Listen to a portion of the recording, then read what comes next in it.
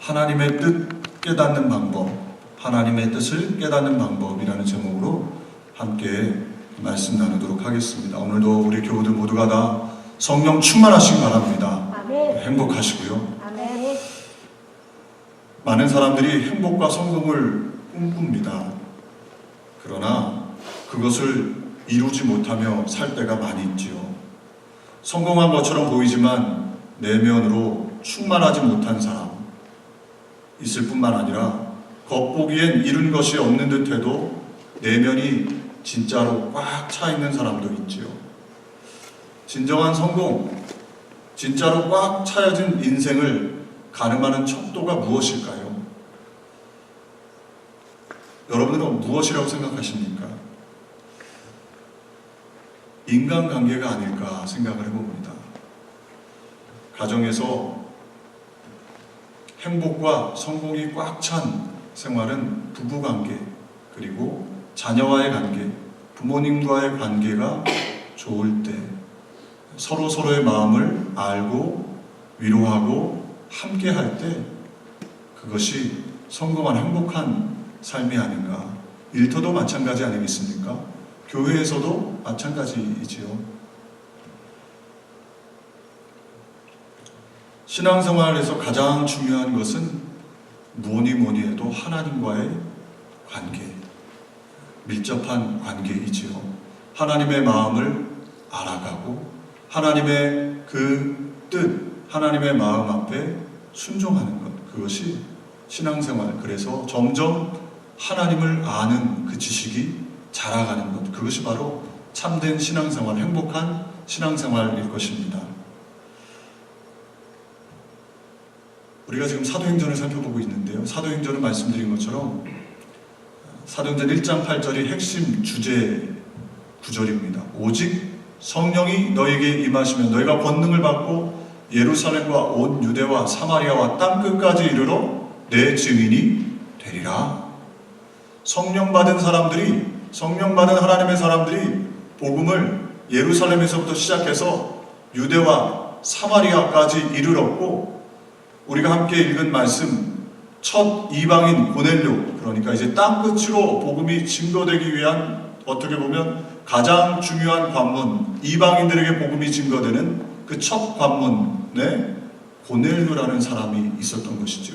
그 고넬료에게 복음 증거자로 하나님께서는 베드로를 택하셨고, 베드로와 로마 백부장이었던 고넬료와의 만남, 이 만남을 오늘 성경은 우리에게 설명해주고 있습니다. 굉장히 길게 10장, 11장 초반까지 이 고넬료와 베드로의 만남을 자세하게 설명하고 있습니다. 왜냐하면 그만큼 큰 의미가 있기 때문에 성경은 자세하게 기록하고 있죠. 오늘 말씀을 살펴보면서 저와 여러분 하나님의 마음, 하나님의 뜻 어떻게 깨달을 수 있을까?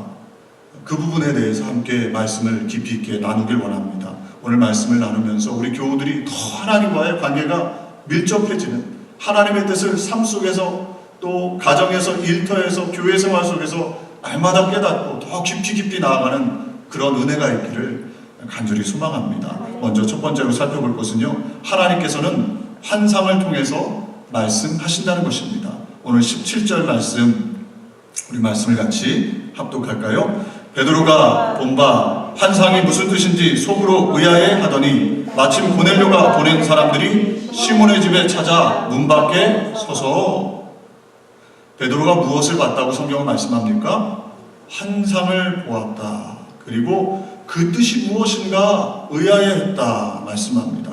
베드로가 본 환상이 무엇입니까? 기억나십니까? 우리가 지난주에 살펴봤는데 베드로가 무두장이 시몬의 집에서 시간에 맞춰서, 유대인들은 주로 오전 9시, 정오 12시, 오후 3시 시간을 맞춰 하루에 3번은 꼭 기도를 했습니다.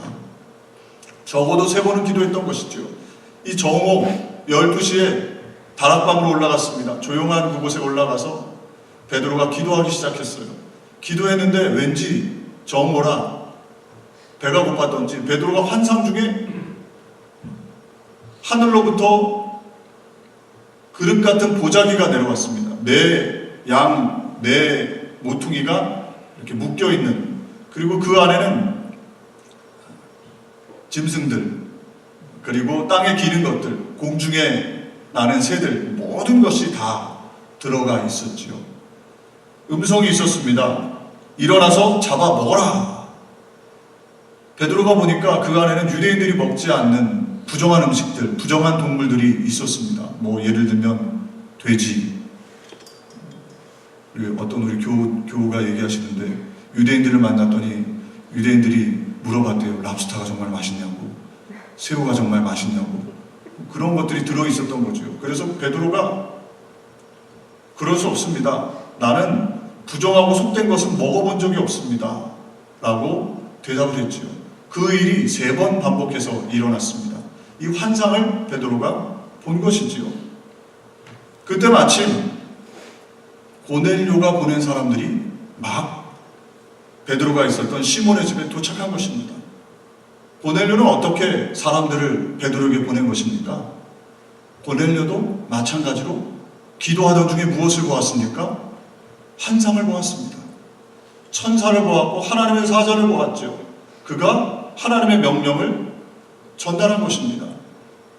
요빠의 무두장이 시몬의 집에 베드로라는 사람이 있는데 그를 초청해서 말씀을 들어라. 그 환상을 고넬료도 보았던 것이죠. 하나님께서는 기도하던 고넬료, 기도하던 베드로, 그들에게 공통적으로 환상을 보여주시면서 하나님의 뜻을, 하나님의 마음을 가르쳐 주셨습니다. 하나님께서 자신의 뜻을, 하나님의 뜻을 사람들에게, 저와 여러분에게 가르쳐 주시는 방법, 어떤 방법이 있습니까? 가장 무엇보다 첫 번째로 하나님의 말씀이지요. 하나님의 말씀. 우리에게 주신 이 성경 말씀을 통해서 하나님께서는 하나님의 뜻, 하나님의 마음을 우리에게 가르쳐 주십니다. 이거 너무나 잘 아는 내용 아닙니까? 그래서 우리가 성경 말씀을 계속 읽는 것이고 묵상하는 것이고 암송하는 것이죠. 왜냐하면 하나님의 뜻을 깨닫기 원해서지요. 두 번째로 하나님의 뜻을 깨닫는 방법은 우리가 잘 알고 있는 것처럼 이성입니다. 합리성. 하나님께서는 우리 이성, 합리성을 무시하고 일을 하시지 않습니다. 그래서 하나님께서는 이성을 주셨고 합리성을 주셔서 하나님의 뜻, 하나님의 마음을 알게 해 주신 것이죠. 한국교회가 요즘 손가락질을 받고 비난을 받는 가장 큰 이유 중에 하나는 합리성, 이성을 너무 많이 무시했기 때문 아닙니까?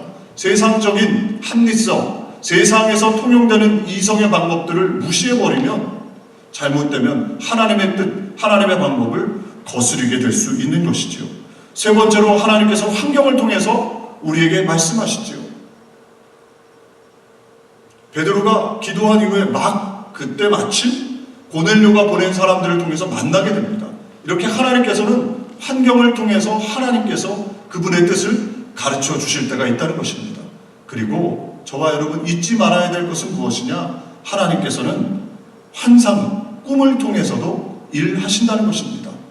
요즘은 한국교회가, 특별히 많은 교회들이 이성, 하나님의 말씀만을 강조합니다. 물론 맞습니다. 하나님께서 우리에게 그분의 뜻을 가르쳐주기 위해서 하나님의 말씀을 통해서 말씀하시지요.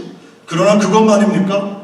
그것으로 끝입니까? 저와 여러분의 삶에 하나님께서는 고넬료에게 보여주신 환상, 베드로에게 보여주신 환상, 이렇게 환상을 통해서, 꿈을 통해서 일하신다는 것도 저와 여러분 잊지 말아야 합니다. 성경에는 수많은 환상의 사건들이 들어가 있습니다.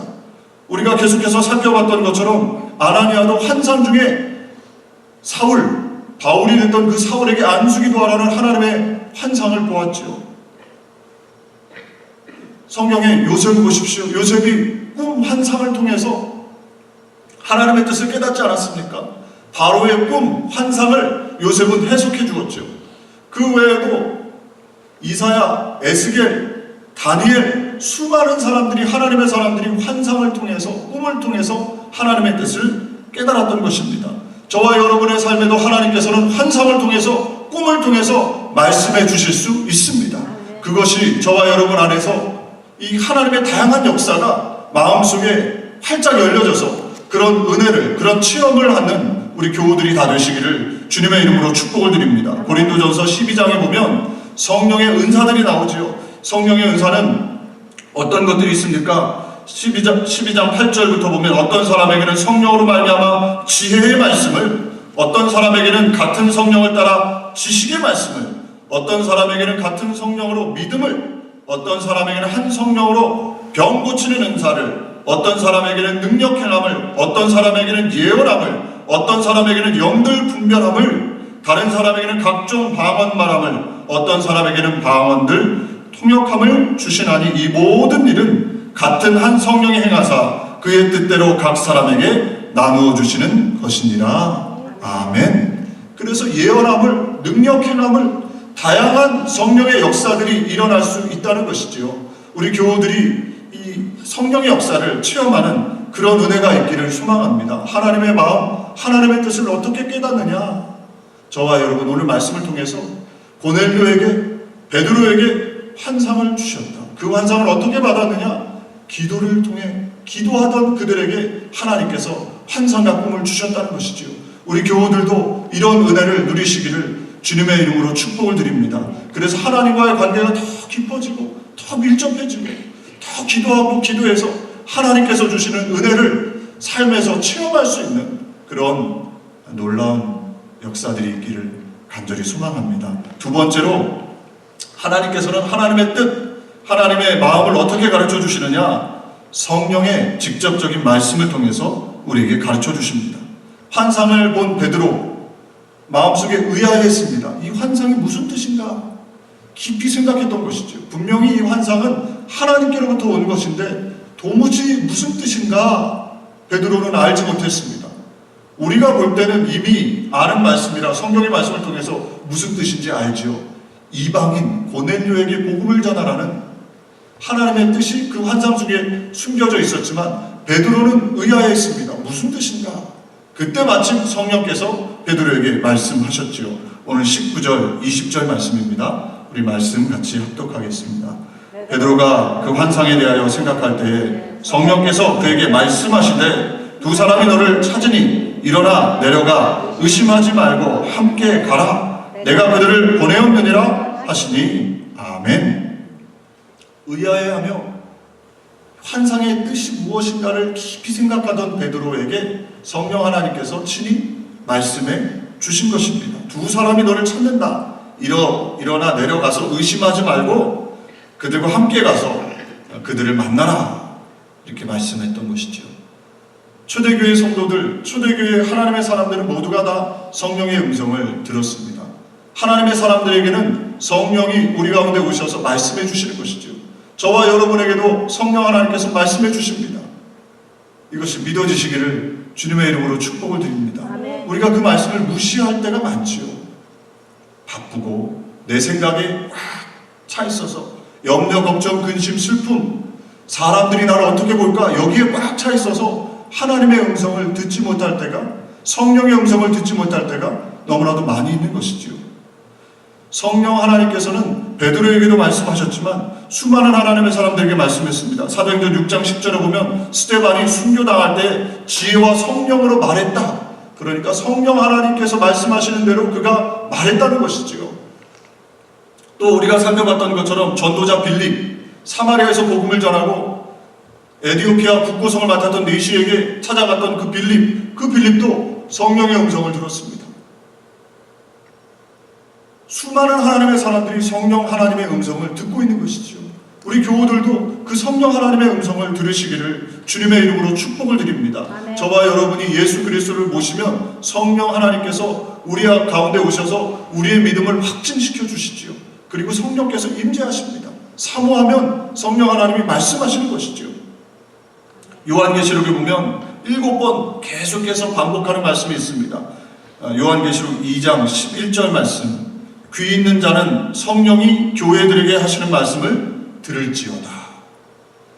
7번 계속 반복합니다. 귀 있는 자는 성령이 교회들에게 하시는 말씀을 들을지어다. 종말의 시기에 마지막 때에 성령 하나님께서는 교회들에게 말씀하신다는 것이죠. 이 빌딩에 말씀하시는 것이 아니라 저와 여러분, 예수 그리스도를 모시고 성전된 저와 여러분에게 성령 하나님께서 말씀하신다는 거예요. 교회 공동체 위에 말씀하신다는 것이죠. 그 말씀을 들으며 나아가는 것입니다. 할렐루야. 우리 교회 가운데도, 우리 교우들 가운데도 그것을 체험하면서 날마다 하루하루 삶이 살아있는 그런 산 신앙인들이 되기를 간절히 소망합니다. 이 성령의 음성을 듣는 것에 가장 큰 어려움은 무엇이냐? 오늘 성경 말씀에도 베드로에게 성령 하나님 말씀하셨죠. 의심하지 말고 이렇게 말씀합니다. 성령 하나님의 음성을 왜 듣지 못하느냐? 가장 중심적인 가장 큰 이유는 의심하는 것입니다. 저와 여러분이 의심하죠. 오늘 20절에 일어나 내려가 의심하지 말고 함께 가라. 내가 그들을 보내었느니라 하시니 베드로 대사도였던 그도요. 어떻게 했다고요? 의심했다는 거예요. 안진뱅이를 성전 미문에서 예수 그리스도의 이름으로 일으켜 세웠던 베드로, 애니야 죽었던 그 여인을 살렸던 그 베드로, 그 베드로도 성령의 음성 앞에, 환상 앞에 의심했다는 거예요. 저와 여러분, 하나님께서 말씀하시는 말씀 앞에, 성령께서 우리 마음에 종종 주시는 그 말씀 앞에 의심하지 말고 그 말씀대로 순종할 수 있는 하나님의 사람들이 되시기를 주님의 이름으로 축복을 드립니다. 의심이라는 단어를 NIV 성경에는 이렇게 말씀합니다. 주저하지 말고 do not hesitate. 주저하지 말라는 것이죠. 주님이 주신 음성이 맞다면 그냥 따라가고 순종하는 것입니다. 저와 여러분에게도 말씀하시지요. 사랑한다 말씀하시고, 사랑하라 말씀하시고, 또 복음을 증거하라 말씀하시고, 주를 위하여 그 나라와 그 의를 구하라 말씀하십니다. 그 말씀이 저와 여러분의 마음속에 들려지지요. 그때 저와 여러분 어찌하든지 우리는 순종하며 믿음으로 나아갈 때 하나님께서 역사해 주시는 줄로 믿습니다. 야고보서 1장 6절 7절 말씀합니다. 우리 말씀 같이 합독해 볼까요? 오직 믿음으로 구하고 조금도 의심하지 말라. 의심하는 자는 마치 바람에 밀려 요동하는 바닷물결 같으니 이런 사람은 무엇이든지 주께 얻기를 생각하지 말라. 성령께서 말씀하시는 말씀 앞에 의심하지 말고 주저하지 말고 순종하며 나아가면 하나님의 역사들이 체험되어 진다는 것입니다. 베드로에게 지금 말씀하시는 거예요. 의심하지 말고 지금 따라 나아가라. 내가 그들을 너에게 보내었느니라. 베드로가 의심하지 않고 순종했을 때 첫 이방인 개종자 고넬료가 예수 믿고 이방인들에게 복음이 증거되는 놀라운 역사가 일어났던 것입니다. 마태복음 21장 22절에도 예수님께서 말씀하셨습니다. 예수께서 대답하여 이르시되 내가 진실로 너희에게 이르노니 만일 너희가 믿음이 있고 의심하지 아니하면 이 무화과 나무에게 된 이런 일만 할 뿐 아니라 이 산더러 들려 바다에 던지라 하여도 될 것이요. 아멘. 저와 여러분이 기도할 때도 마찬가지지요. 의심하지 말고 기도하여 우리에게 주시는 확신이 있다면 그 확신 붙잡고 나아가면 하나님의 역사들이 일어나는 것입니다. 환경을 바라보면 자꾸 의심이 들어요. 눈을 뜨고 환경을 이렇게 보고 사람들을 보고 없는 것을 보면 의심이 들어요. 그러나 눈을 감고 하나님이 나를 택하시고 이끄시고 붙잡아 주시고 끝까지 책임져 주신다는 그 믿음 가지고 한 걸음 한 걸음 순종하면 저와 여러분의 삶에 하나님의 은혜가 임하게 되는 것이죠. 이 의심이라는 단어를 존 스토트 목사님은 이렇게 해석을 했습니다. 유대인과 이방인을 이유 없이 불공평하게 구분짓는 것, 이것이 바로 의심이다. 베드로에게 의심은 무엇이었느냐? 유대인과 이방인을 구분짓고 이방인은 거룩하지 못하다. 이방인은 하나님께서 사랑하시지 않는다라는 선입견, 고정관념, 이것이 바로 의심, 베드로에게는 의심이었다는 것이죠. 그 의심을 내려놓을 때 하나님께서는 일하신다는 것이죠. 성령의 음성은 어떻게 들려지느냐? 저와 여러분의 고정관념, 나는 옳고 나는 하나님 앞에 사랑받을 만하고 그는 아니다. 저와 여러분의 삶에 여러 가지 잘못된 고정관념들, 내가 누군데? 이 고정관념들을 내려놓을 때 하나님의 역사가 시작되는 것이죠. 저와 여러분이 그런 은혜가 예배 속에 있으시기를 주님의 이름으로 축복을 드립니다. 우리가 만들어 놓은 선, 우리가 만들어 놓은 담들, 이걸 허물고 나아갈 때, 순종하며 나아갈 때 이만큼 나는 하면 되지, 이만큼 봉사하면 되지, 이만큼 헌신하면 되지, 이만큼 기도하면 되지, 이 정도면 되지 않아? 우리가 그어놓은 그 선들, 그 선을 넘어갈 때, 의심하지 않고 넘어가고 순종할 때 하나님께서는 우리의 삶에 놀라운 은혜를 베풀어 주시는 것이지요. 아멘. 세 번째로 성령의 하나님의 뜻을 어떻게 우리가 깨달을 수 있느냐. 성령 하나님의 뜻을 사모하며 기다리는 사람에게 하나님께서는 하나님의 계획을 우리의 삶에 보여주십니다. 오늘 아멘. 24절, 25절 말씀, 우리 말씀도 같이 합독하길 원합니다. 이튿날 가이사랴에 들어가니 고넬료가 그의 친척과 가까운 친구들을 모아 기다리더니 마침 베드로가 들어올 때 고넬료가 맞아 발 앞에 엎드려 절하니 아멘. 어떻게 했다고요? 이 고넬료가 베드로가 들어오는 것을 기다렸대요. 그냥 기다린 것이 아닙니다. 한번 생각해 보십시오. 언제 베드로가 올지 알 수 없어요. 베드로가 안 올 수도 있습니다.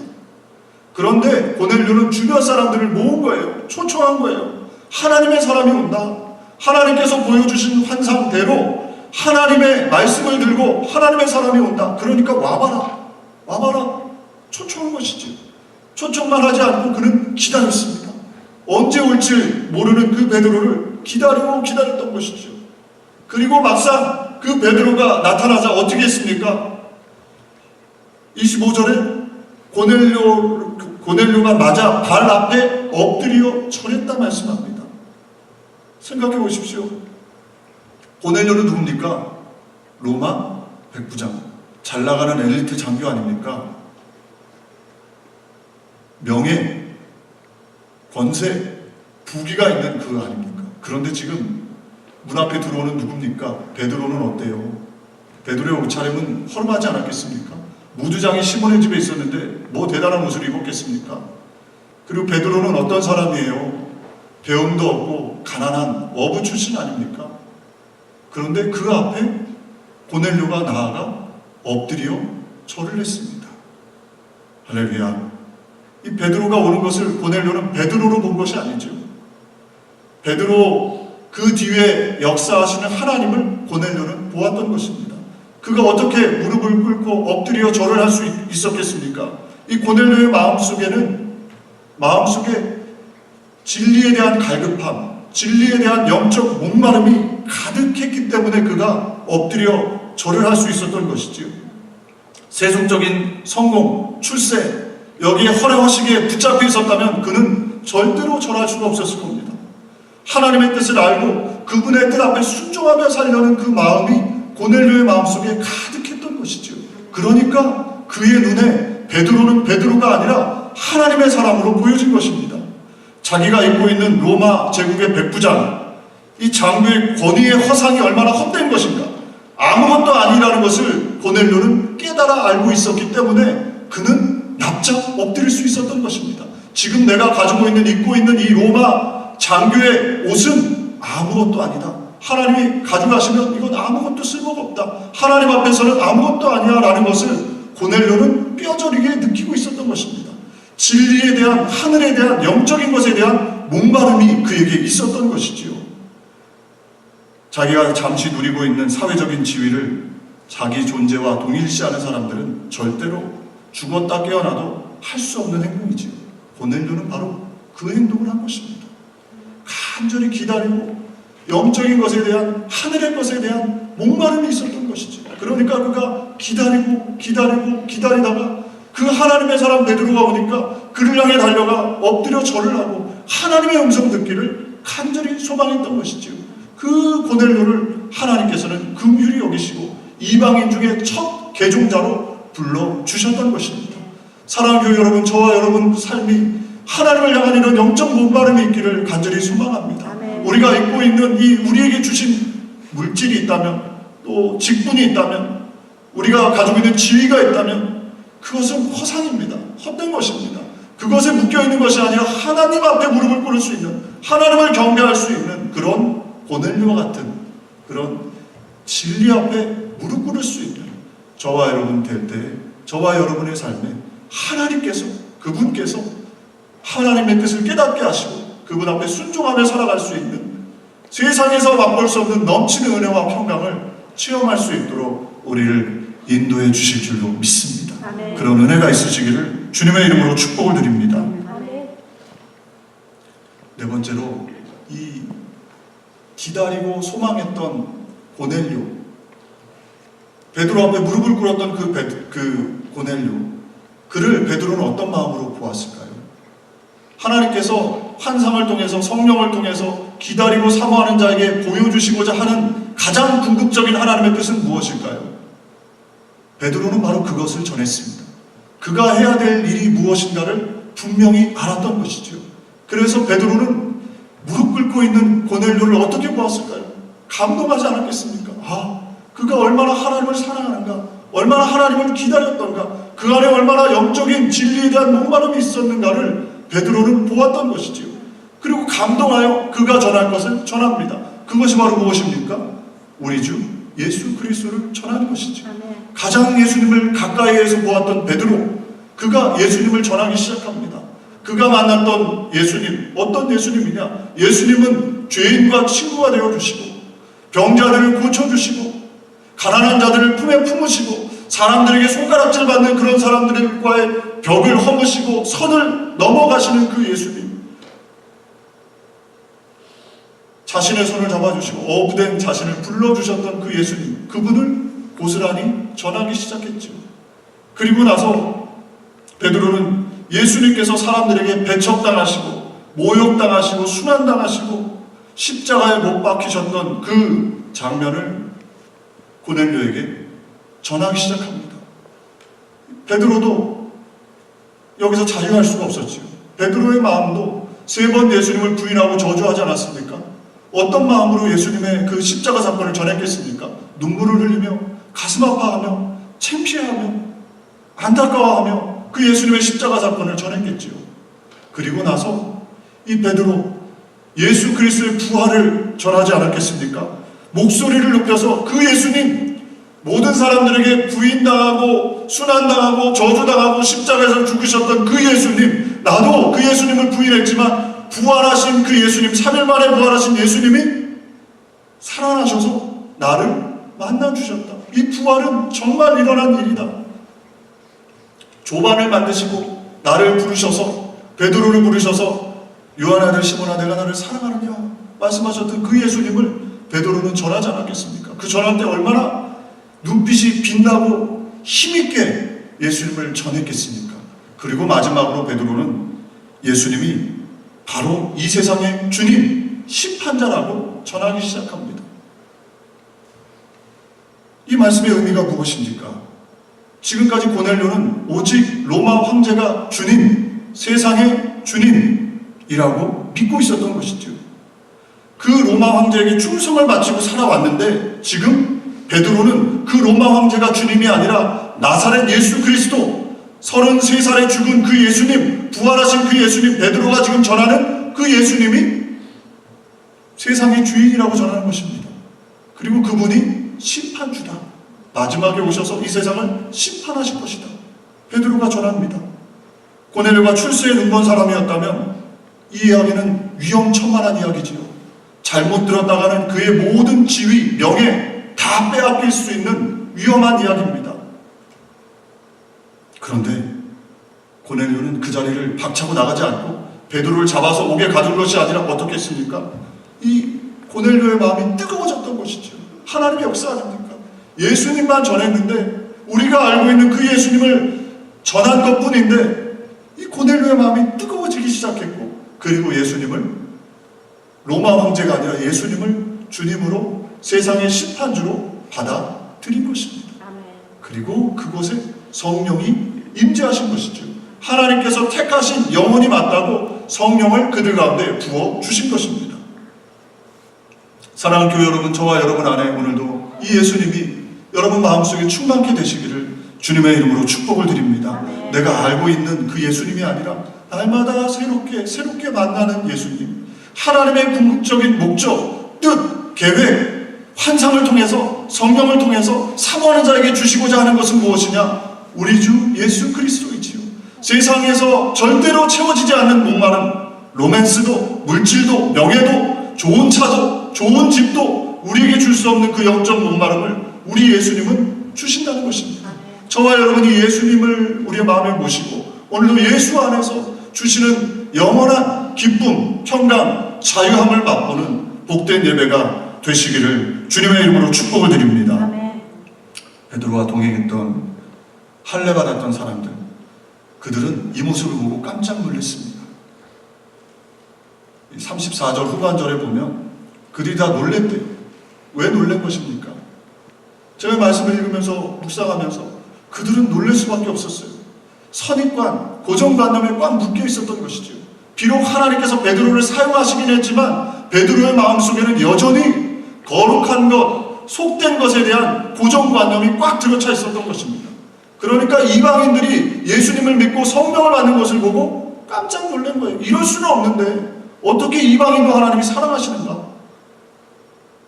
때때로 저와 여러분이 이렇게 베드로처럼 고정관념에 묶여 있으면 하나님께서 기뻐하시지 않는 것이죠.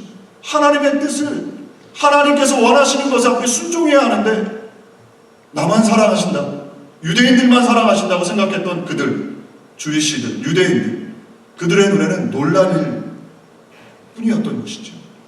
우리 교우들, 저와 여러분, 우리가 날마다 하나님 앞에 열려 있어서 하나님의 뜻 앞에 내 뜻을 강요하고 주장하는 것이 아니라 하나님의 뜻 앞에 순종할 수 있는 참된 신앙인들이 되시기를 주님의 이름으로 축복을 드립니다. 말씀 맺겠습니다. 사랑하는 교회 여러분, 진정한 성공, 진정한 행복은 어디 있습니까? 하나님과의 긴밀한 밀접한 관계 속에서 저와 여러분의 신앙은 행복해지고 그분의 마음을 알아갈 때, 그분의 뜻을 더욱더 깊이 깨달아갈 때 우리의 신앙은 성장하게 됩니다.